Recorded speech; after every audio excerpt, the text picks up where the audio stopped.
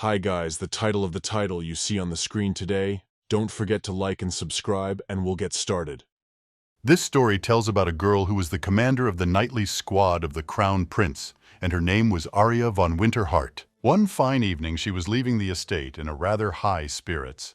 The girl was dressed in a military uniform and was heading about her business. However, two guys came out to meet her, who were actually guarding the territory. They greeted their commander and said that she had done an incredible job that day. The girl, smiling, thanked them and said that they were also great, and also asked if it was true that they had started the night shift. When the boys said that was exactly it, she winked and told them to be careful and make sure to work hard, and it was time for her to leave. These soldiers were incredibly amazed by her beauty. They also became curious about what their commander could possibly do after work. Arya was indeed a pretty strong woman, and one of the guys even suggested that she trained every single day, tirelessly, maybe even interrupting her sleep at night to do a set of push-ups. Of course, the girl herself was able to motivate them very well, so they decided to work hard just like her and do their job at the highest level. Meanwhile, after her workday, Arya came not to her home but to a bar. She ordered herself a whole glass of beer and while drinking it, suddenly decided to give in to her feelings. So the girl simply cried. Of course, the bartender was incredibly surprised, but he had already gotten used to this reaction because she came quite often and did this. Arya screamed and cried. She complained to this bartender that she could not live like this any longer. The man was quite reasonable and said that she had already gone too far, so she couldn't just give up on everything because of her whim. He also handed her a whole plate of food so that she could have a little snack, because he was sure that she had not eaten anything all day. Arya, wiping away her tears and snot, listened to him. The man also said that they, the knights, do their best to protect the country, and thanks to them they can calmly drink beer on a normal Saturday night. As soon as the girl heard these words of support, she now felt incredibly pleased and even a little offended that she had let herself go. People are so grateful and happy that their organization exists at all. The bartender continued to praise her and said that all the people who live in this country are incredibly grateful for their work and are happy that soldiers like her sacrifice their personal lives to protect them. So he handed the girl another glass of beer and told her not to give up under any circumstances and to continue to fight and take care of them. Of course, Arya spent the whole night at the bar, and surprisingly, she arrived on time for work. Despite the fact that she had drunk an incredible number of glasses of beer the previous evening, the girl was simply beaming. As Arya walked through the corridors, some knights greeted her and wished her good morning, and she, smiling, responded to them and wished the same. Of course, she had so many different things to do and tasks to do at work that she simply had no time to complain, so she always remained an incredibly strong and strong-willed woman. Before entering her boss's office, she sighed heavily, trying to calm down. The girl told herself that this was the job she had dreamed of in the knightly order, and therefore she should be grateful for the place she now occupied. But the moment Arya walked inside, a paper airplane flew straight at her head and hit her forehead. As soon as she looked forward, she immediately saw a man with blonde hair who was calmly sitting in his chair and just launched this airplane at the girl. She blushed from embarrassment and anger, but still greeted His Highness. This guy, smiling happily, looked at the army commander and, laughing, said that he hit the target right on target, just like always. Of course, even though Arya had dreamed of this position her whole life, she didn't like the fact that she had to deal with this scumbag and idiot who didn't accept any boundaries. Without thinking twice, the girl went to the desk where she had to sort out some papers and got to work, because she had a lot of it. Meanwhile, the man continued to make airplanes out of papers that had already been signed or reviewed. He continued to launch them all over the room. Then the girl turned to him and asked how long he was going to continue doing this because it was distracting her, and she asked him to leave and do it somewhere else. The man frowned, made another paper airplane, and said that he was actually not sitting in this place of his own free will. Arya pointed to a sheet of paper and said that it was a very unusual coincidence, because she also didn't want to be buried in a pile of extra work just because someone was shirking their responsibilities. The man, still smiling, looked at her and asked, "Is there something wrong?" At least he wasn't spending taxpayers' money on anything. The guy continued to tease her and said that they were talking about knights, and there was not a single one among them who could defeat him. So, proudly raising his head up, He asked why she didn't sort out all these papers herself, because he didn't want to waste his energy on unnecessary things. Of course, Arya wasn't happy with all this. She sighed heavily and said that she was actually sitting in this place only so that he wouldn't run away. Having tried to calm down a little, she said that it was time for him to start fulfilling his responsibilities too, since no one was going to do them for him. The girl also asked if he shouldn't have chosen a bride by now, but when she saw the look on his face, she asked if he had even looked at the list of candidates. He didn't answer anything, but only shook his head and closed his eyes, pretending that he didn't want to listen to her at all. But at that moment, Arya suddenly noticed the little plane that had flown to her desk and noticed that something was written there. When the girl unfolded the paper, she saw one of the questionnaires of a candidate for the bride of His Highness. She immediately began to study the matter, and when she looked back at the man, she saw that he had gone to the fireplace and thrown the rest of the questionnaires there. Without thinking twice, the girl immediately stood up from her seat and ran up to him in a second, because she was in very good physical shape. The girl screamed at him and asked him what he was doing and asked him to stop. But it was too late. All the candidates' profiles had burned to the ground. Eventually, the boy's father, whose name was Julius, called her and his son to his place to resolve the issue.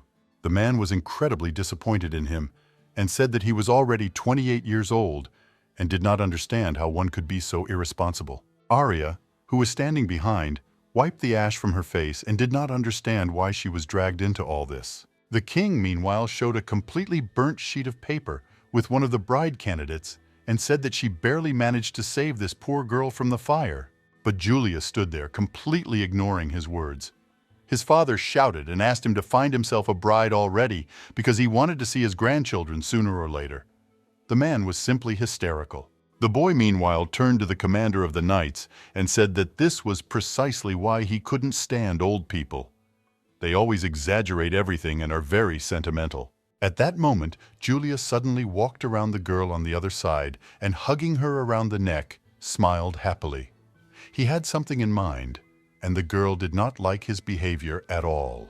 But the guy, hugging her like that, started whining and asked her to protect him from this boring and terrible reality. Arya tried to move away from him, but it didn't work because his grip was quite strong. The girl said that it was his responsibility, so she would like him not to drag her into this matter. Julius ran his finger across her face at that moment and asked if that meant she didn't care at all who he married. Of course, she didn't care at all. She, removing his hands from her shoulders, asked him to settle down already, and that was all. The guy, hearing about this, was very surprised and asked if she was serious. The girl, continuing to remove his hand, said that of course any girl would do, if only she would care about the country. Of course, at that moment, Julius had a cunning plan in his head, and with a sly smile on his face, he asked if she really said that anyone would do. But he didn't tell her anything else. Pushing her to the other side, letting go of the girl, he said that he understood everything, and then he would think of something. After a while, Julius walked away from her, approaching his father, and with a joyful smile on his face told him that he was getting married after all. As soon as the king heard about this, he simply beamed with joy and could not believe that it was really true. Julius then leaned down closer to him and whispered something in his ear. After that, the king looked at the knight's commander in great surprise.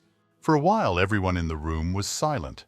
Then the man frowned and said in a very stern voice that they should bring the documents, because he wanted to convene the council immediately. After some time had passed, the council met quite quickly, and people began to discuss very important issues.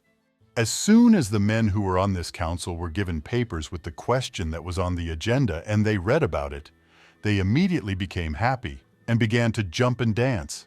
Everyone unanimously approved of this, and were very happy that it would finally happen. The next morning, when Arya was returning again from the bar, she stretched, and for some time did not even notice that some strange commotion was happening in the estate. But when she went out into the backyard, she suddenly saw that a lot of people had gathered near the notice board. The girl herself decided to go up and see what was there, because she thought that they had hung some new criminal there. But as soon as she saw this announcement, she was horrified, because it said that the imperial family and the council approved the engagement between Julius and Arya. Her eyes immediately widened and she couldn't believe that this was actually true. The girl didn't expect to see this, Immediately after that, she went back to the palace. When other knights passed by, they greeted her as usual, but she was no longer so happy. Arya looked at them with an angry gaze and did not say a single word. She was positively radiating hostile energy, so the men no longer dared to say anything to her. As soon as she got to her office, she was able to calm down a little and accept the situation. She decided that she could solve all this. But the moment the girl opened the door, the light immediately turned on. The music started playing, and the firecrackers started popping. All the knights had gathered there to congratulate Arya on her engagement. As soon as the girl saw all their happy faces, she froze in place. She did not understand what was happening at all. But at that moment, many knights ran towards her. They began to hug her and sprinkle her with various flowers, congratulating her at the same time. When it was all finally over, Arya asked with a trembling voice why such a celebration was taking place. One of the knights, who had red hair, even burst into tears. He began to scream and said that he was incredibly touched when he heard this news. The boy continued to cry and said that the principled commander who had taken him in was finally getting married, and that made him incredibly happy. Arya, sighing heavily, asked him to calm down, because this was just an unsuccessful joke of the prince and not true at all. No one was going to marry anyone. As soon as the guy heard about this, he was very surprised. He turned to her and asked how this was possible, because the whole castle was on its ears because of this news, and everyone was expecting their engagement, and later, the wedding. All the knights present were incredibly excited to hear this information and did not understand how this was even possible. The commander understood perfectly well that all this was the prince's fault, and she hated him even more at that moment, because now she had to somehow sort out this problem. The guy, who was so overcome by his emotions that he even burst into tears, came closer to her and said that they really were just a great couple. To bring him to his senses a little, the girl slapped him in the face and asked him how they were such a great couple. Before collapsing from exhaustion and shock, the boy said that no matter what happened, he would always want them to be happy, so he would always be on their side. The other knights immediately ran to him to bring him to his senses, because this was definitely not normal. What is a warrior? How could he faint over a trifle? Arya stood and just watched all this, not understanding what was happening at all. Then suddenly a knight addressed her, who even began to shout. He asked her to understand him because she is the only one who can handle the prince, and the prince is the only one in this world who can be with her. The other knights immediately began to agree with this statement, because they knew the character of the commander and the character of the prince very well. Therefore, they had no doubt that they were simply the perfect match for each other. The girl felt a little uncomfortable about this and said that it was not like that at all, but she realized that it was useless to argue with them. So she tried to leave there as quickly as possible, because this tense situation was very uncomfortable for her. When she left the room, she headed towards the prince's room to resolve all these differences with him. As Arya walked, she couldn't understand how she could possibly be a good match for this reckless, rude demon that she couldn't stand with all her heart. But at that moment, while she was walking further and further, the girl did not even notice that Julius appeared behind her. He immediately ran up to her and, hugging her, said hello. The girl immediately turned towards him and, frowning, asked him to move away, but he continued to hug her and asked what had happened, as well as what she was thinking about so hard that she didn't even notice him on her way. Continuing to hug her, he asked if something good had happened to her in her life. Meanwhile, Arya tried to restrain herself from hitting him, but the moment he touched her hair and started stroking her head, she couldn't take it anymore. The girl pushed him away, hitting his hand, and said that he was incredibly annoying to her. Of course, this reaction impressed the prince very much, and he beamed with happiness when he saw her. Still smiling, he looked at her and said that at least she was having fun, and that was a very good thing. Arya, still angry, asked if he was really blind. Then she took out of her pocket the notice she had torn off on the street. The girl pointed at him and said that she had absolutely no idea what he was doing and demanded an explanation.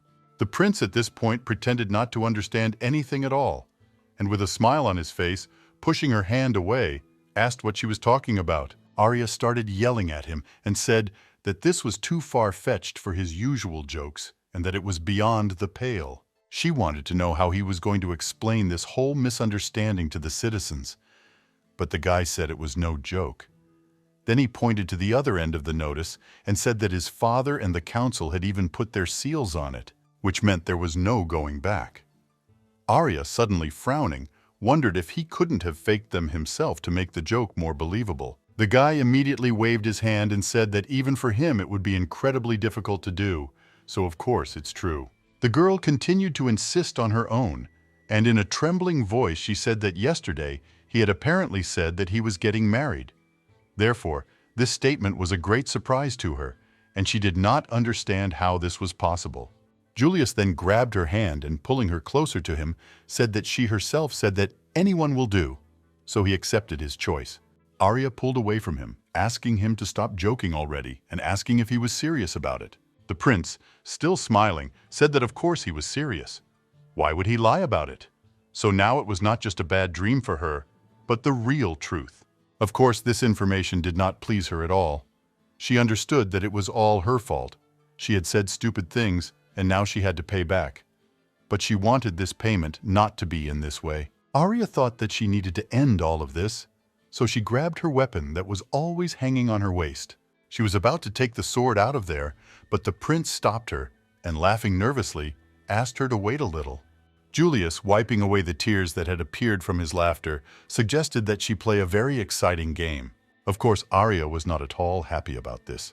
She looked at him without taking her eyes off him and asked what kind of game this was. The man finally got back on his feet and said his father was absolutely delighted with the decision he made. That's why his father even decided that the wedding ceremony would take place in 6 months and had already started preparations. Arya realized at that moment that she had no other choice. She would just have to accept it all and move on, because if the king had agreed to do this, she would not be able to refuse. But Julius, continuing to talk about the game, said he would have several conditions. He stated that if by that time she could defeat him in a duel at least once, then he would easily call off the wedding and even do it with pleasure. As soon as Arya heard this exit, she immediately became happy. It was really a very good and tempting offer for her. Extending his hand forward, the guy asked what she would say about this. He himself was eager to test the girl's strength because he was quite a gambling man. The girl already wanted to say that even if he said so, it still wouldn't change anything because the king wouldn't agree. However, when she looked at the prince, she realized that His Highness was a perfect creature who could do absolutely anything. In fact, he was already chosen as a holy sword at the age of 5, making him a gifted knight at such a young age. And not only in sciences, but even in the arts he had no equal. He could do absolutely everything, from physics to playing the violin. She understood perfectly well that she would never be able to defeat him, because he was like the chosen one, gifted in all areas of life. Still waiting for her answer, Julius winked at the girl and asked if she didn't believe that he could keep his promise. The girl sighed heavily and said that despite the fact that he was a swordsman, she simply had to accept this offer. Arya answered very quietly, so the guy did not hear anything. Smiling, she suggested that His Majesty move to another place. After some time, they discussed all the details, and the girl finally agreed to this test. So they moved to the duel field, where they also invited judges from among the knights. Arya was indeed a very good swordsman, but the prince was no slouch either. They fought for some time, and it was hard to tell who was better. The strength with which they fought against each other simply fascinated the knights, and especially in interesting moments they even applauded. When Arya heard this, she immediately became indignant. She turned to the boys and asked why they were acting as if they were at a performance and why they were not at their posts. The guy who admired the commander immediately said that they both had a day off. Therefore, they were free and would like to watch their confrontation. Of course, the girl couldn't stop them from doing this, so she agreed and said that they could stay there. At that moment, the prince yawned demonstratively and asked if she really wanted to give up and not fight anymore. Arya frowned and said that he would not live to see that. Then she went on the offensive, thinking that fleeing from the battlefield would be a disgrace for a knight. When their swords touched, their eyes also met. The boy and the girl were full of anger and thirst for victory, so of course no one wanted to give in. Suddenly the prince struck so hard that the roof above their heads began to crumble and the boards began to fall right on Arya. Everything happened so quickly and unexpectedly that the girl didn't even have time to do anything. She just froze, looking up. The knights, noticing this, began to shout, warning them to be careful. Luckily, Julius managed to react in time. He ran up to the commander, wrapped his arm around her waist, and pulled her closer to him. Using his sword with professional precision, he made sure that the boards did not hit them and cause harm. They stood in complete silence for a while. The guy was tense, realizing that he would have to listen to reproaches for this incident again. But Arya just looked at him silently at that moment. Then he asked with a smile on his face if he had really lost. The girl immediately replied that this was not so. It was she who lost. No matter how sad she was, she had to admit this fact. At this point, their conversation was interrupted by the king, who was carried on a throne directly to the training ground. The man angrily shouted at his son, asking how much longer Julius would destroy the palace. He reminded him that many places had already been damaged or even completely destroyed due to his fault. The boy looked at his father, laughing, and declared that it was not his fault that the palace was so flimsy and could not withstand training. Then he grabbed Arya by the hand and suggested that they run. The girl didn't even have time to answer, as he dragged her along with him. Soon, they were far from the king. When they stopped, Arya, breathing heavily, began to cough. She said that now she would have to write an explanatory note, and all because of him. The guy smiled happily, and noted that now they were accomplices, so it wasn't only his fault. Hearing this, the girl became indignant and asked if it wasn't he who dragged her into this adventure. Julius, still smiling, asked if she wasn't having fun. Arya, screaming at him, said that she wasn't having fun at all and would rather have fallen through the ground than end up in this situation. The guy actually felt a little uncomfortable. He apologized for disturbing her from sitting in depression all the time and being very focused. Coming closer, he sat down next to her, pointed to his cheek, and invited her to do the same. The girl looked at him in surprise, not understanding what he was talking about. Then the guy, with a joyful smile, explained that she should kiss him passionately. As soon as Arya heard this, she immediately frowned, jumped to her feet, and exclaimed what he was even saying. And the guy asked, did she really think that there would be no punishment for losing? The girl, indignant, answered that he had not said anything about it, but he just waved his hands and replied that she had not asked. Arya was outraged and said that this was complete nonsense and that she did not agree with such rules at all. At that moment, the prince sighed heavily, turned around, and began to walk away from her, asking, "Can't the famous swordswoman even take responsibility for her own words? Then he doesn't understand how she can be responsible for the army at all." Of course, these words touched the girl. The wind knew perfectly well how to press on a sore subject and make her do what he wanted. After a long silence, Arya said that she understood everything. The guy turned around, smiled, and asked what would happen now. He wanted her to say it out loud.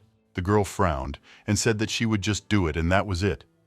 The guy was pleased with this answer and said that it was very good. Sighing heavily, Arya walked closer to him and, standing on her toes in order to reach his height, kissed the man on the cheek. But the guy deliberately, very carefully and slowly turned his head to the other side so that her lips would now touch his lips. For a while, Arya didn't notice anything, but as soon as she opened her eyes, she felt something was wrong. And noticing that their lips were touching, she was simply horrified. The girl immediately moved away from him and said nothing because she did not understand how this could happen. But the man, smiling happily and licking his lips, said that it was very good. Of course, Arya wasn't going to tolerate that, so she swung her arm and hit the man on the cheek so hard that it even left a mark. Julius was angry at her behavior, but as soon as he looked at the girl's face and saw that she was too embarrassed, he even felt a little sorry for her. After a short silence, the girl asked in a trembling voice, "What does he really want? If he just goes and teases her for fun, then it was too much for her." The guy was a little surprised by this statement and just silently looked at the girl. Then she, wiping her lips not for the first time, asked, "Does he really like her, since he does this?" The guy was silent for a while. Then he put his hand on her head and moved his lips right to the girl's ear in order to say something. Then the prince whispered, "Has she only just realized this now?" A whole day had passed since then. Arya then returned and fell asleep with great difficulty, because the thought that he had really fallen in love with her and she had not even noticed it, was playing in her head all the time. When she woke up, she went to the well with water to wash her face, because she had not slept at all because of what had happened between them the previous day. Arya took some cold water and, having washed her face, thought about the fact that, of course, she already knew that she could fall asleep anywhere and any time, but she didn't think that it would be a problem for her. As long as it's fun, this man doesn't care who he's dealing with. So she knew perfectly well that he's the spitting image of the Demon King. After all, he's just using love for his own amusement. But when it turns into something serious, he gets bored and just leaves, not thinking about people's feelings at all. For Arya alone, this was too much. However, she of course understood that trying to resist was pointless, so she did not even intend to try. As soon as the girl washed her face, she thought that she would like to be allowed to just sleep peacefully for once. That's all. As soon as she closed her eyes, the picture of their kiss immediately appeared before her eyes, how her lips touched his. Of course, the very thought of this made Arya incredibly ashamed. She blushed and could not control the emotions that appeared in her. But before the girl had time to think about anything else, one of the knights suddenly ran up to her, addressing her as a commander, because he had been looking for her for a very long time. The girl, of course, did not expect to see him, and because she felt her whole face turn red, she simply took and poured a whole bucket of cold water on herself. The man was a little surprised when he saw this, and immediately asked what was going on. However, Arya ignored his question and only asked, "Has His Highness done something again that he will have to bear responsibility for?" The guy was still surprised by what she had done, but he said that this time it was not about that at all. She needed to come and sort it out herself. At this very time, the prince also managed to wake up, change his clothes, do all his business, and went out into the fresh air in order to think over his plans a little. And so, while the boy was walking through the garden, the king suddenly ran up to him and asked him to help him because the man had gotten caught on a zebra. Of course, the boy was incredibly surprised. He turned to his father and asked what he had done, but he did not have time to answer him because the zebra carried him further and further. As soon as the guy heard some strange sounds behind him, he immediately looked back and saw that Arya was flying straight at him. She was running so fast that she didn't even notice the man. The commander's wife turned to His Highness and asked him to step aside, but Julius had no intention of doing so. He grabbed the girl's hand so that she would not run past him. He had quite a lot of physical strength, so he threw her over his head and landed the girl on his arms so that she did not even hit herself and did not understand how it happened. Smiling joyfully, the prince turned to her, calling her his bride, and said that it was quite sweet that she was already falling right into his arms. Arya got very angry. She started yelling at him, telling him not to bother her and to let her go immediately, because she had an important task that she had to do immediately. But the guy looked at her with a completely indifferent gaze and said that he would never let her go.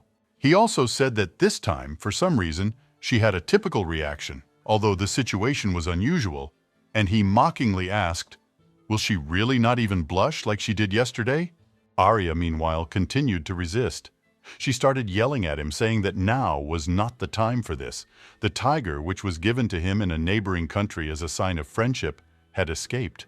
And now this animal is running around the castle with his majesty in its teeth. She needs to catch the tiger immediately and save the king, otherwise the consequences will be terrible. As soon as the boy heard this, he immediately thought about it and remembered the zebra running by, which turned out to be a tiger, and his father in its teeth. For a moment, Julius just stood there, wondering what he should do. But soon he nodded and said that he would let her go. But he also asked her what she thought about having a little competition between them. Arya was very surprised to hear this. She knew they didn't have time, so she had to agree to it. The tiger was running around the castle at that very moment, still holding the king in his arms. The guy offered the girl a bet. Whoever caught the tiger first would win. The conditions remained the same as in the previous tournament. So, without thinking twice, Arya immediately ran to attack this tiger. She wanted to intercept him, but then suddenly noticed that something was wrong, and His Majesty's cloak began to tear. The girl immediately became very worried. She saw the king fall to the ground, but tried to run up and catch him, and finally sat him down next to her. She asked if he was okay. Julius, meanwhile, did not stop to see what had happened to his father. He ran on after the tiger and soon cornered it, so that he could put his plan into action. The animal looked at him with an angry gaze and was already beginning to growl, warning that it was ready to attack at any moment. But the guy wasn't going to back down either. He was like a fire-breathing dragon, ready to stand up for himself. The tiger was already afraid that bad things would be done to him now, so he began to slowly back away while continuing to growl in order to somehow convey that he did not want problems. However, to the animal's great surprise, the guy simply walked up to him and started stroking his head, saying that he was a poor thing and also asking for forgiveness for what happened. The prince said that it was all because of those weaklings. He had to suffer a little, but now it's all over. Smiling, the boy continued to pet the tiger and said that he was a noble creature, and he did not hate him at all. Arya, who had already dealt with the king, paid attention to all this. She did not expect that a man could treat animals like that. Julius, smiling, stroked this tiger and said that his fangs were filed down, and he himself was sent to unfamiliar lands, so he understands perfectly well that he is uncomfortable. Then suddenly the girl remembered how once, when she had just come to this place, he always supported her and stroked her head, just like this animal. Julius continued talking, saying that the tiger was probably still struggling, looking for shelter. Arya immediately drew parallels with her life and realized that this was indeed true. She had the same thing. The guy had been petting the animal and talking to it all this time, but then he suddenly felt someone's gaze on him. When he saw that it was a girl, he immediately asked why she was looking like that. But she didn't have time to say anything, because Julius came closer to her and stroked her head, saying that he completely forgot that he needed to do the same with her. Arya was incredibly surprised. She tried to move away from him, but it was no use. Soon she hit his hand, asking what he was doing. Julius started stroking the spot on his arm where she had hit him and said that he thought she wanted it too, so he did it. Arya, screaming at him, said that she didn't really want to. She was just surprised that she was serving such a man. In order not to develop this unpleasant topic for the girl, she simply turned around and began to leave, saying that she had a day off, so she would go and finally take care of her business. The guy smiled at that moment and sighed heavily, thinking that she was still as callous as ever. He even assumed that nothing would change her, but then suddenly he thought that he had to do something. Running up to Arya from behind, he hugged her, putting his hand on her waist. He took the girl by the hand, saying that they had a competition, which meant that the conditions must also be met. Julius began to stretch the bow that was on her neck, covering her cleavage. Of course, because she had made a bet with him, she had to fulfill the conditions. She looked at the man and asked what she should do then. Arya was silent for a while. She just looked at him, and when she saw the thirst in his eyes, she immediately hit him in the face. The man screamed in pain, but immediately moved away, indignantly saying that the girl was just a savage, and also that it excited him. But he didn't tell her anything about the lost bet, just waved his hand. He gave her the bow that tied her neckline and said that she would learn all the details of her punishment in the evening. Arya quickly took the bow and then went to her room to get some rest. As she opened the door to the room, she kept thinking about what this could mean, what would happen in the evening. But then she suddenly stopped, very surprised.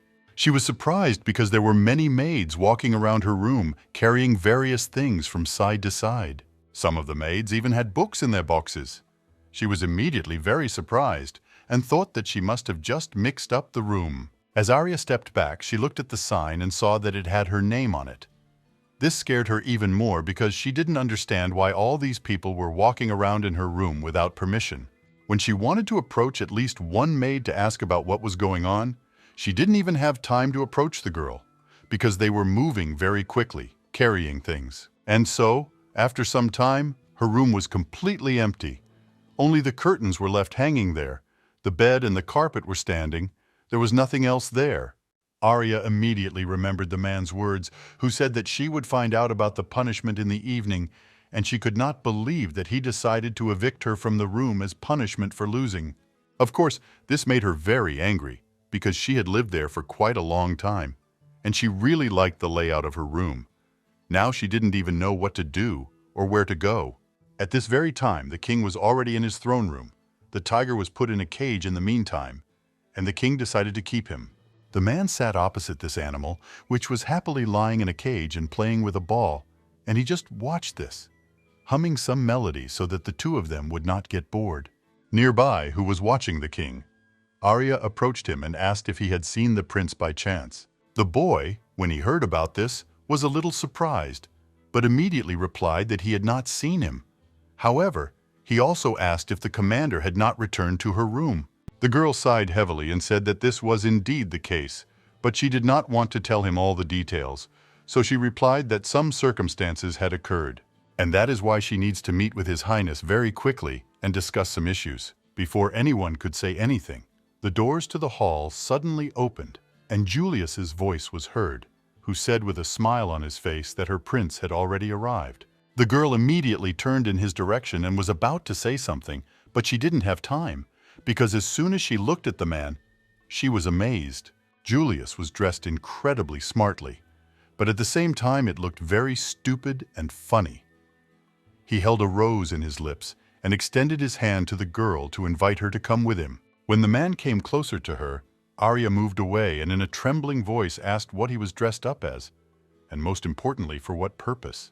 Julius, continuing to flirt with the girl, smiled and said that, to be honest, he was a thief who would steal her heart that evening. Of course, Arya reacted to these words with anger and misunderstanding. This man simply irritated her because she could not stand all his jokes. However, since the girl lost the bet, she had no choice, so she had to follow the prince. Walking behind him, she asked him what he was planning.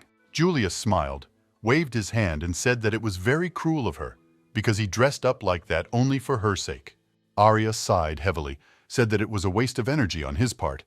Then suddenly, passing by the rooms, she remembered about hers and was about to tell him something about it. But the man interrupted her. He stopped abruptly and told the girl, calling her his darling, that they had already arrived. She looked at him skeptically and asked him to stop speaking in that tone and using such words, because it made her very uncomfortable.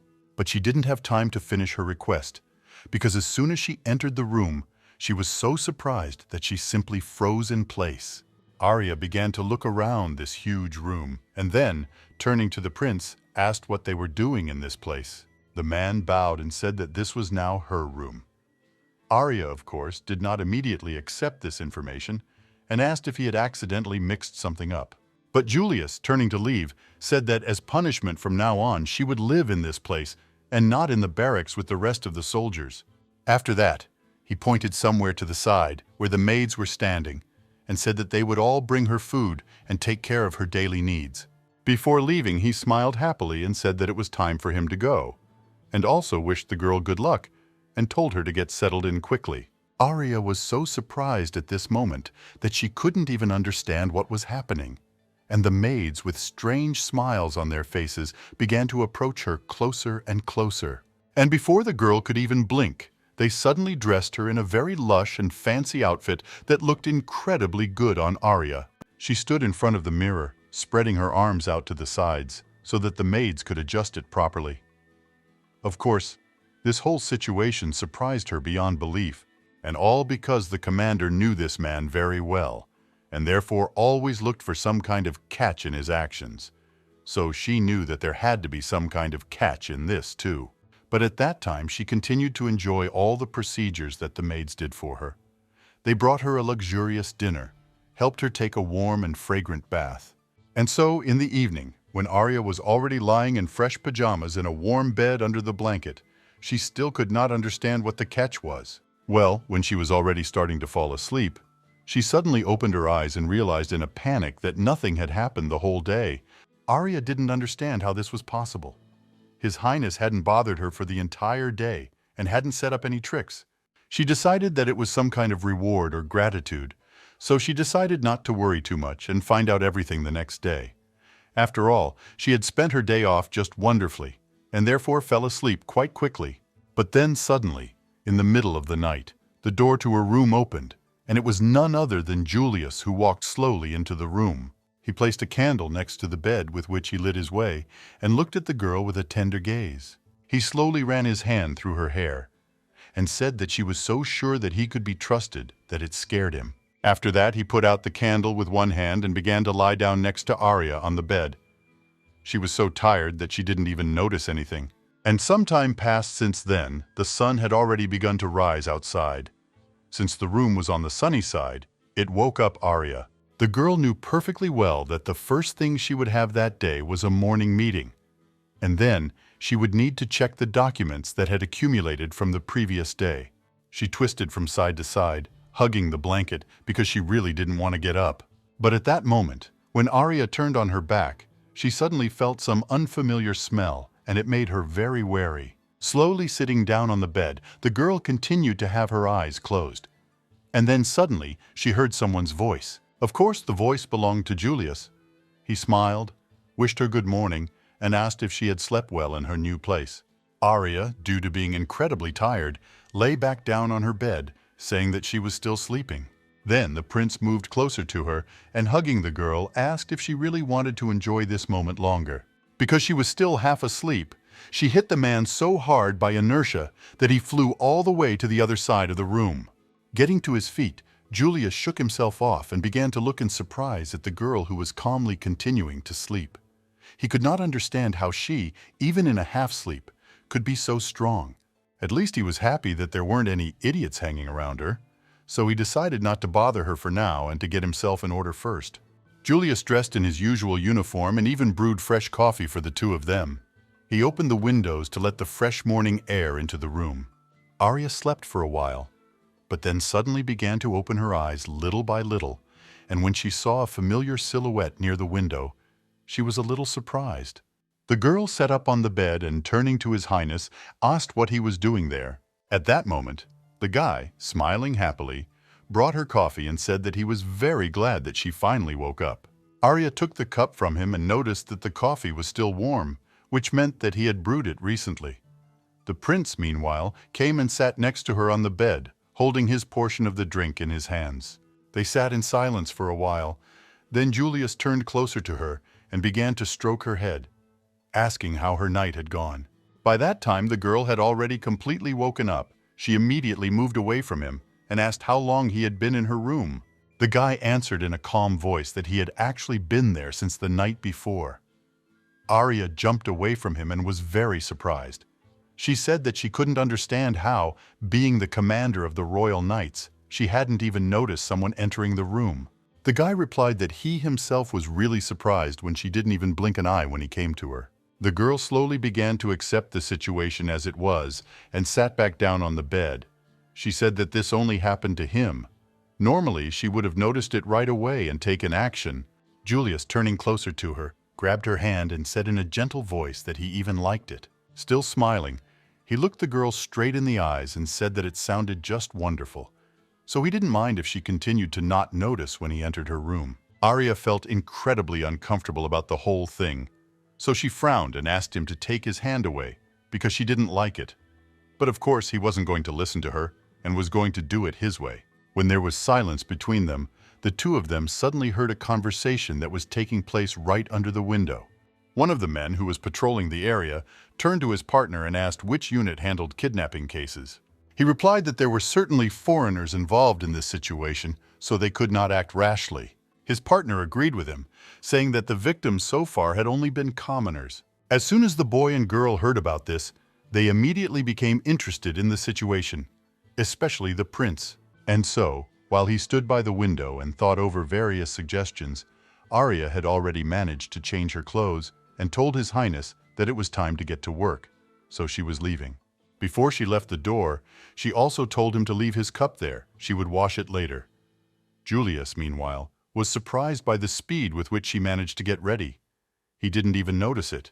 But before she left, the man smiled and said that she didn't have to worry about the dishes, because he had said yesterday that he would delegate these duties to the maids. Arya immediately remembered this, and looking in his direction, she smiled, thanking him for making very tasty coffee this morning. As soon as the man looked at her so beautiful, he even caught his breath for a while. For a few minutes after the girl left the door, he stood in a stupor. But soon he came to his senses, and having finished his coffee, put the cup back on the table.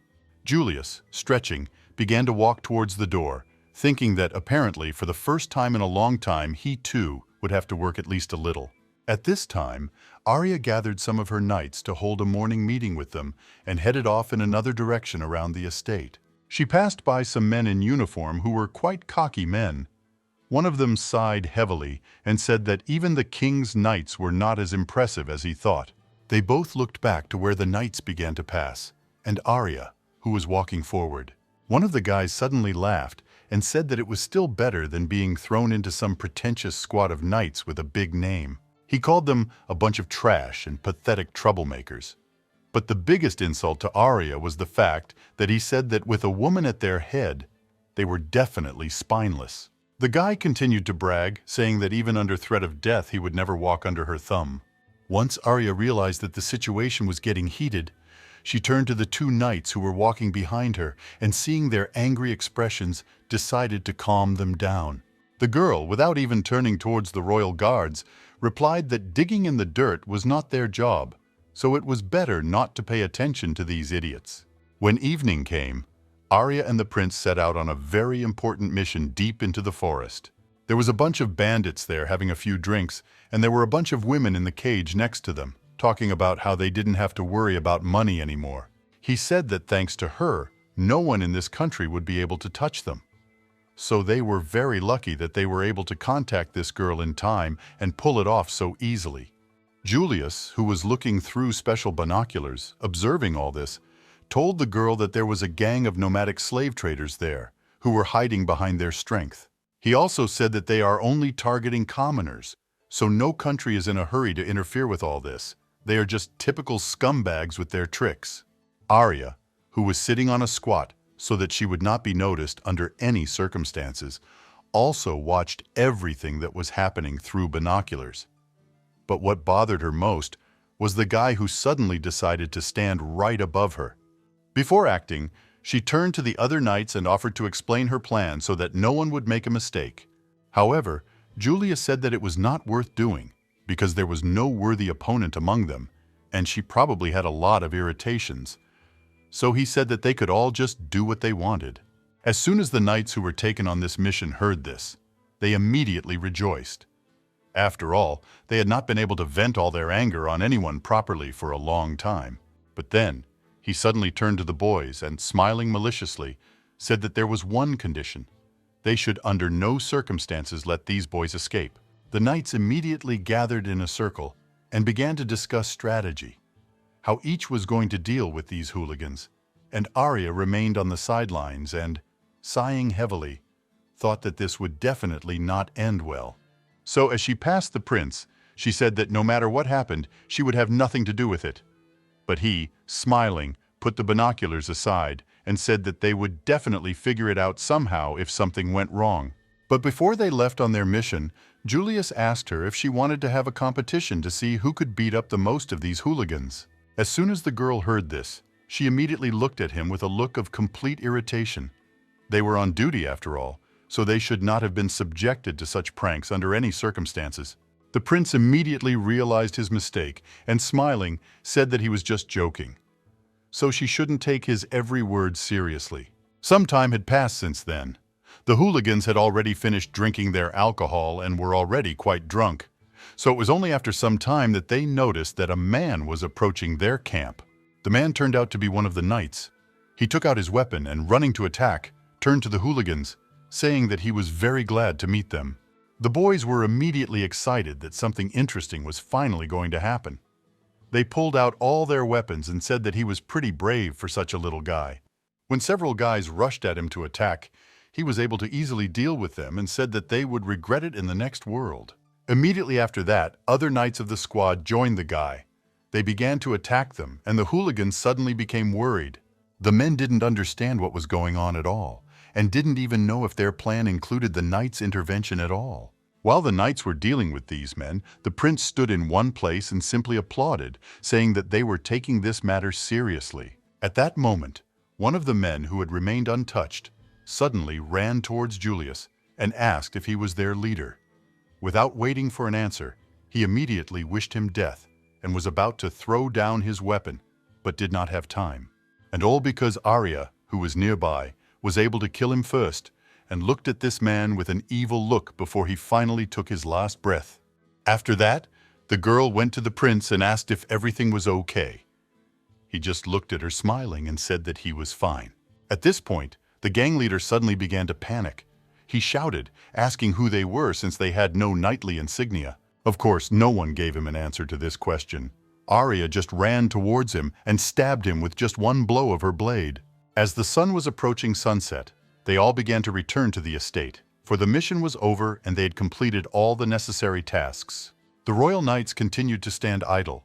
They suddenly turned their attention to the detachment, and one of them, who was the most daring and courageous, said that finally the tax thieves were returning.